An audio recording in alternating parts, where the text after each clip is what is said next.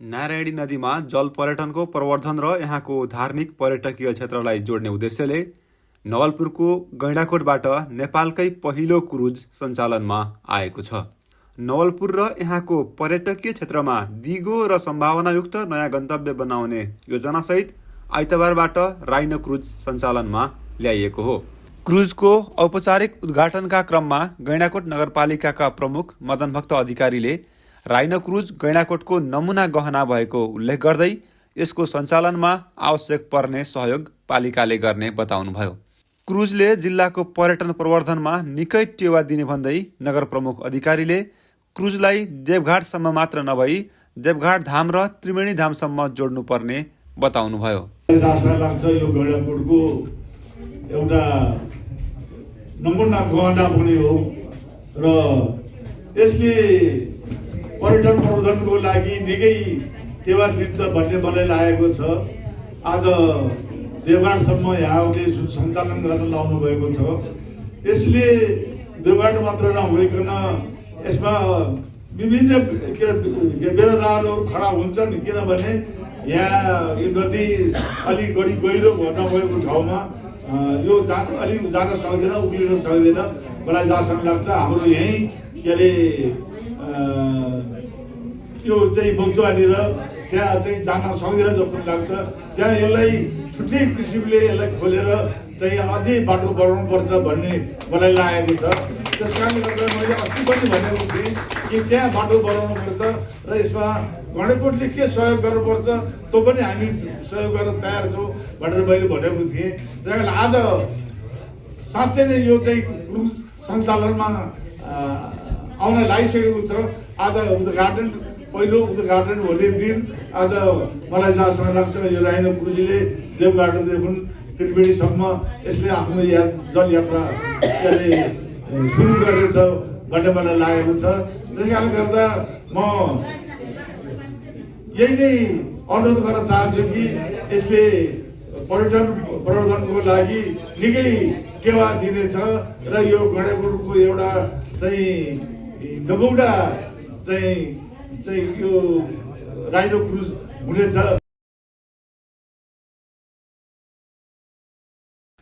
Cruise सञ्चालक संस्था rhino water entertainment प्रणाली एवं होटल रिभर क्राउन प्रणालीका प्रबन्ध निर्देशक दीपक ढुङ्गेलले क्रुजले देवघाटबाट दक्षिणतर्फ नारायणी नदीमा 40 किलोमिटर यात्राको अनुमति पाएको बताउनुभयो। यो परियोजना नारायणी नदीको राष्ट्रिय जलयात्रा सम्भावना, धार्मिक पर्यटन, दिगो पर्यटन र राष्ट्रिय प्राथमिकता प्राप्त आयोजनासँग प्रत्यक्ष रूपमा जोडिएको उहाँले बताउनुभयो। 2.5 तले क्रुजको लम्बाइ 95 फिट एवं चौडाइ 21 फिट रहेको भन्दै ढुङ्गेलले क्रुजको पूरा क्षमता 200 जना भए पनि 150 जना यात्रुलाई सेवा सुविधा उपलब्ध गराउने गरी सञ्चालनमा ल्याइएको बताउनुभयो। Nepal first cruise ship Nepal सरकारद्वारा राष्ट्रिय प्राथमिकतामा समावेश गरिएको आयोजना समेत हो। नारायणी नदीको गहिराई, चौडाई र वर्षभरिको बहावले यहाँ निरन्तर क्रुज सञ्चालन सम्भव बनाउँछ, जुन नेपालमा दुर्लभ सम्भावना हो। हालसम्म राइनो क्रुज र होटल रिभर क्राउन गरी संयुक्त रूपमा करिब 50 करोड रुपियाँ बराबरको लगानी भइसकेको छ। आगामी दिनमा हामीले यसलाई थप लगानी सहित आइपिओको मोडेलमा लाने सम्भावनालाई अगाडि सार्ने योजना बनाएका छौँ। गतिमा विकास हुँदै गरेको पर्यटन क्षेत्रभित्र राइनो क्रुज कम्पनीको नाम चाहिँ राइनो वाटर इन्टरटेनमेन्ट प्रणाली र होटल रिभर क्राउनको संयुक्त लगानीमा यो कोलाबोरेसन मोडेलमा आधारित यो परियोजना नारायणी नदी किनारलाई देशकै नमुना नदी पर्यटन गन्तव्य बनाउने स्पष्ट लक्ष्यसहित अगाडि बढाइएको छ। यो परियोजना केवल पर्यटन सेवा मात्र होइन, वाटरफ्रन्ट डेस्टिनेसन डेभलपमेन्ट मोडल हो, जसले नदी, धार्मिक स्थल, प्राकृतिक सौन्दर्य र लग्जरी आतिथ्यलाई एउटै आर्थिक चक्रमा बाँध्ने काम गर्दछ। Luxury river cruise dining high margin product होइन। हामीले दैनिक रूपमा बेलुकाको समयमा 6 to 9 यो 3 घण्टाको समयमा हामीले यो लग्जरी रिभर क्रुज डाइनिङ यो नयाँ मोडेलको विकास गरेका छौँ। यो हामी 3 घण्टा सञ्चालन गर्नेछौँ।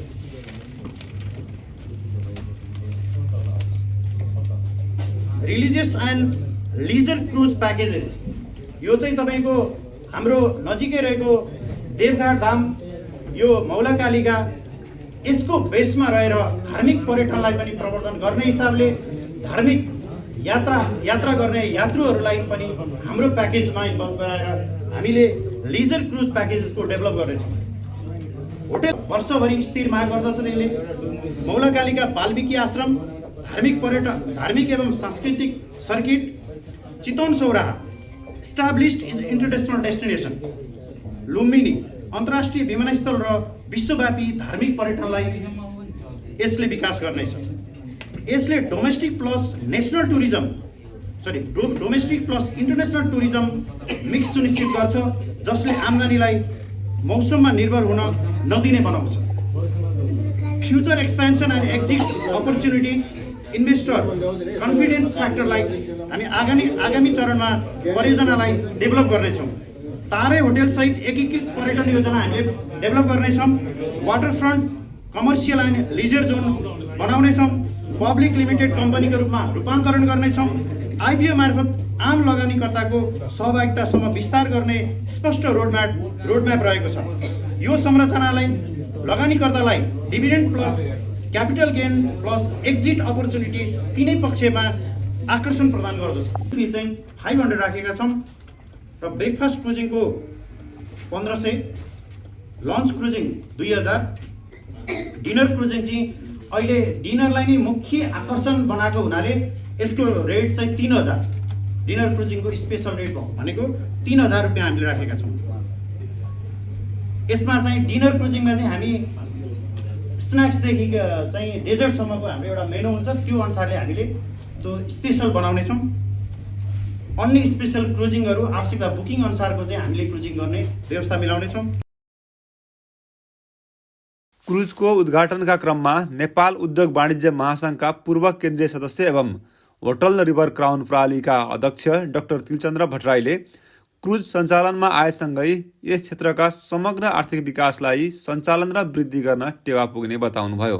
क्रुज सञ्चालनकै क्रममा होटल व्यवसायी प्रभाकर पण्डितले क्रुजले नवलपुर तथा चितवनसहित देशकै पर्यटन प्रवर्धनमा नयाँ आयाम थपिएको बताउनुभयो।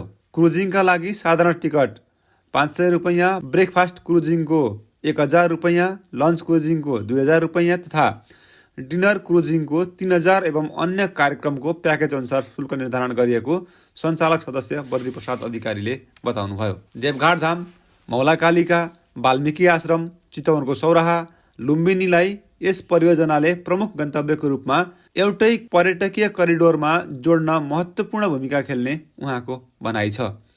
राइनो क्रुज सञ्चालनका क्रममा गैंडाकोट नगरपालिका उपप्रमुख शान्ति कोइराला, जिल्ला उद्योग वाणिज्य सङ्घ गैंडाकोट नवलपरासीका वरिष्ठ उपाध्यक्ष छवि कँडेल, होटल व्यवसाय सङ्घ नवलपुर मुकुन्दसेन मौलाकालिकाका अध्यक्ष शिव पौडेल लगायतले क्रुजले जिल्लालाई पर्यटकीय हबको रूपमा स्थापित गर्न महत्त्वपूर्ण भूमिका खेल्ने बताउनुभयो।